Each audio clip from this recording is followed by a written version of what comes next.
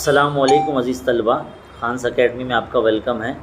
My dear student, इस video के comment box में आप कमेंट करके बताइए कि आपके यूनिट टेस्ट एग्ज़ाम शुरू हैं या ख़त्म हो गए हैं या चल रहे हैं, कब ख़त्म होंगे, सब कुछ बताइए।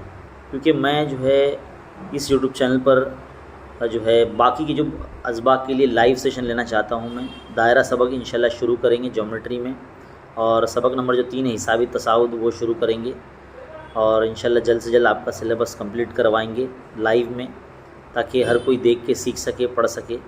और हमारा जो इंग्लिश वाला जो चैनल है वसीम खान सर वाला, उस पर भी जो है हम सेम चैप्टर्स के लाइव क्लास लेंगे और या वीडियो अपलोड करेंगे, ताकि दोनों जो चैनल है तमाम मीडियम के बच्चों तक पहुँचे।